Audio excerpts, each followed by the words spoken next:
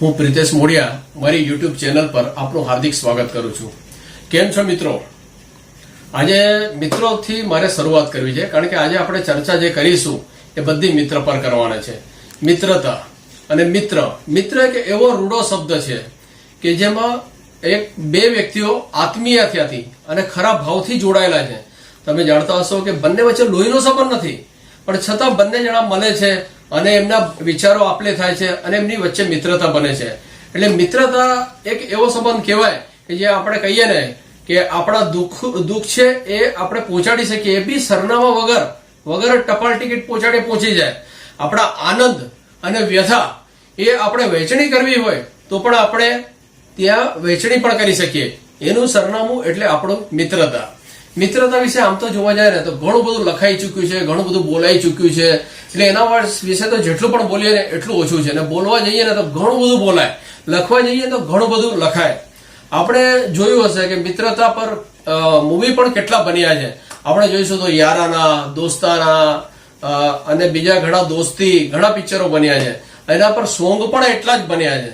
એટલે મિત્રતાનો સંબંધ છે ને એ સૌથી ઉપર આવે છે। આપણે કોઈ પણ બે વ્યક્તિ હોય, ઘણા હસબન્ડ વાઈફ નો કહેવાય, ભાઈ બહેન નો સંબંધ કહેવાય, બધા સંબંધો છે, પણ દરેક જોડે આપણે જો મિત્રતા ધરાવીએ ને તો એ સંબંધ છે ને ઓર મજબૂત બની જાય। એટલે મિત્ર વિશે તો આપણે વાત કરીશું તો એમાં તો એક કહેવાય ને કે આત્મીયતા અને એકબીજાની આપલે સુખ દુઃખની વહેંચણી એવો સંબંધ છે।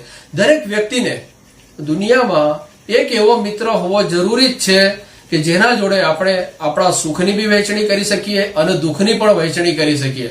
અને આપણા મિત્ર પણ એવા હોવા જોઈએ। આપણે ઘણીવાર કહીએ ને, અરે હું ઊભો હોઉં ને તો કોઈ પણ મારા મિત્ર વિશે બોલવાની હિંમત જ ના કરે। મારું તો કેવું એવું છે કે મિત્ર તો એવો હોવો જોઈએ ને કે ઊભો હોય ને ત્યારે બીજો કોઈ પણ વ્યક્તિ એના વિશે બોલી જ ના શકે। હિંમત તો શું કરે, આપણે બોલી જ ના શકે। એને કહેવાય સાચી મિત્રતા અને પાકી મિત્રતા, કે જેમાં કે આપણે એકબીજા જોડે એવા સંબંધોથી જોડાઈ જઈએ છીએ કે જે કદી તૂટવાનો નથી।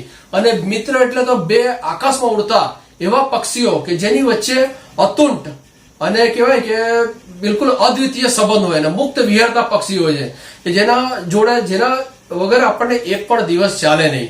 આજે સપોઝ સવારથી આપણે બેઠા હોઈએ અને આપણા મિત્રનો ફોન ના આવે તો આપણાને એ થવું જોઈએ કે યાર આજે મિત્રનો ફોન નથી આવ્યો, અરે મિત્રનો મેસેજ નથી આવ્યો। આવી ભાવના આપણી અંદર જાગે ત્યારે આપણે લાગે કે એ યાર ખરેખર આપણો સાચો મિત્ર છે। અને મિત્ર તમે જોયું હશે કે ઘણી વાર શું છે કે આપણે સુખમાં હોઈએ ત્યારે મિત્ર છેલ્લે ઉભો હોય, પણ આપણે દુઃખ આવે ને કોઈ પણ કારણથી, કોઈ પણ પરેશાની આવે આપણને, કોઈ પણ જગ્યાએ આપણે મૂંઝવણમાં હોઈએ ત્યારે આપણો મિત્ર આગળ આવી જાય અને આવીને કહે કે બોલ મિત્ર શું છે, તને શું, કેમ આજે ભાઈ હસતો નથી? એને કહેવાય મિત્ર। સાચો મિત્ર એ છે આપણો। ને આપણો મિત્ર એટલે કેવું છે કે આપણે જેના જોડે ગાળ બોલીને વાત કરી શકીએ। અરે ગાળ ગમે ત્યારે બોલો, એની જોડે ગમે તે કહી શકીએ, ગમે તે ટાઈમે જઈ શકીએ। ધારો કે આપણે રાતના 1 વાગે આપણને ઈચ્છા થાય, અરે યાર આજે યાદ આવી, ચલો ફોન કરો, તો મિત્રને ફોન કરતા પહેલા આપણે વિચારવું ના પડવું જોઈએ, અરે યાર રાત્રે 1 વાગે સૂતો હશે, હમણાં ફોન કરીશ તો યાર ખરાબ લાગશે। એ વસ્તુ શબ્દો આવવા જ ના જોઈએ, કારણ કે એમની વચ્ચે બિલકુલ એ ટાઈપનો સંબંધ હોવો જોઈએ કે કોઈ પણ જાતનું આપણે શરમ રાખ્યા વગર કે બિલકુલ વિચારવું પડે કે બોલતા પહેલા આપણને વિચારવું પડે કે યાર મને આ કઈશ ખરાબ લાગશે, તો એ વસ્તુમાં મિત્રતા નથી આવતી। મિત્ર એટલે આપણે ગમે તે રીતના બોલી શકીએ, અરે ગુસ્સો પણ કરી શકીએ એના પર, એને કહેવાય મિત્ર। અને ગુસ્સો 2 મિનિટનો હોય, ખાલી થોડો ગુસ્સો આવ્યો પછી પાછો શાંત પડી જાય અને પાછા જ પહેલા જે મિત્રતા થઈ જાય, એ ખરેખર સાચો સંબંધ છે। તમે જોયું હશે કે મિત્રતાનો શબ્દ જે છે આપણે નરેન્દ્રભાઈ મોદીએ બહુ મસ્ત યુઝ કર્યો છે। તો દરેક જયારે પણ સ્પીચ આપે છે ત્યારે મિત્રતા મારા બોલે છે કઈ રીતના મિત્રો કરીને, એનાથી એક ભાવના પ્રગટ થાય છે અને દરેક લોકો એમની સાથે જોડાઈ જાય છે। અને આ મિત્ર શબ્દનો યુઝ કરીને આજે 2 વાર પ્રધાનમંત્રી બન્યા, આજે દરેક લોકોને પોતાના મિત્ર તરીકે દેખે છે। અને ઘણીવાર શબ્દ યુઝ કરે છે ભાઈઓ और બહેનો। તો તમે જોયું હશે ભાઈઓ અને બહેનો એ પણ એક મિત્રતાનો જ ભાવ પેદા કરે છે। આપણે જો ભાઈઓ બહેનો આપણા જેટલા પણ લોકો છે એમના બધાની સાથે આપણે જો મિત્રતાનો ભાવ કેળવીએ ને તો દોસ્ત એ સંબંધ ઘણો બધો ઉપર જતો રહે છે।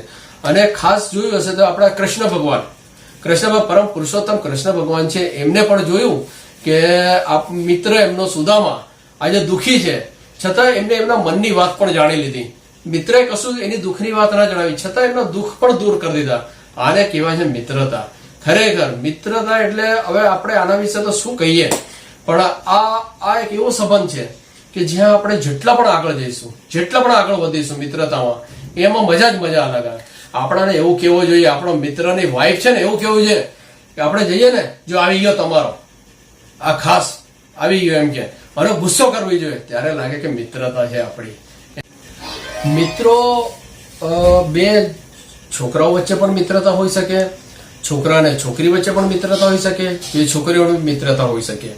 પણ આપણે જોઈશું કે સમાજની અંદર ઘણીવાર છોકરા અને છોકરીની જો મિત્રતા હોય ને તે ઘણીવાર શકની નજર પણ જોવામાં આવે, પણ એવું નથી હોતું. ઘણીવાર સાચા મિત્રો બને છે. કહેવાય છે ને કે ઘણીવાર આપણે ઈચ્છતા હોઈએ કે મારો ખાસ મિત્ર બને. હવે વિચારો આપણા કોની જોડે મળે છે. ઘણીવાર આપણા શું છે કે વિચારો બંનેના છોકરા અને છોકરીના પણ મળતા હોય છે. તો કદાચ એ લોકો ચલો હસબન્ડ વાઈફ નથી બની શકતા, તો એક સારા મિત્ર બી બની શકે છે. સારા મિત્ર તરીકે તેઓ એકબીજાને જિંદગીભર સાથ પણ આપે છે, અને દરેક દુઃખ હોય કે કોઈ પણ સમસ્યા છે તેનું નિરાકરણ બી એકબીજાની આપલેથી થઈ શકે છે. એવા મિત્ર બની શકે છે. અને આ મિત્રતા એમની બહુ લાંબી પણ ટકે છે, અને એક શુદ્ધ કહેવાય ને, શુદ્ધ ભાવનાથી થયેલી આ મિત્રતા છે.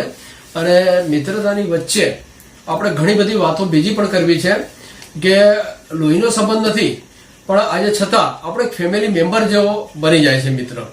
અને જ્યારે પણ આપણને કશું પણ દુઃખ આવે ત્યારે પહેલી યાદ આવે ને તો એ આપણને મિત્રની યાદ આવતી હોય છે. અને ઘણીવાર કહેવાય છે ને કે એક સાચો મિત્ર ના હોય ને તેનું જીવન એકદમ વેરાન થઈ જાય છે, અને ગમે તેટલા કાર્યો કરે, ગમે તેટલું એ કરે, પણ છતાં એને ખાલી પોતો અનુભવે છે જીવનમાં. એટલે મિત્રો, મારું તો કેવું છે કે એક મિત્ર તો હોવો જરૂરી જ છે. અને મારો તો એક સંદેશ છે કે મિત્રતા છે ને એને વચ્ચેની ભાવના એકદમ શુદ્ધ અને એકદમ પ્રામાણિક ભાવના હોવી જોઈએ, અને હંમેશા એકબીજાને મદદ કરવાની ભાવના સાથે દરેક મિત્રોએ આગળ વધવું જોઈએ. છેલ્લે હું એક શાયરી કહીશ, એક નાની મારી શાયરી છે.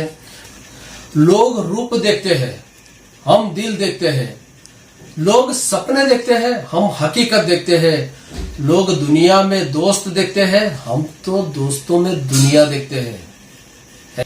મિત્રો, તમને મારો આ વિડીયો ગમ્યો હોય તો એને લાઈક કરજો, શેર કરજો, કોમેન્ટ્સ કરજો અને સબસ્ક્રાઇબ કરજો.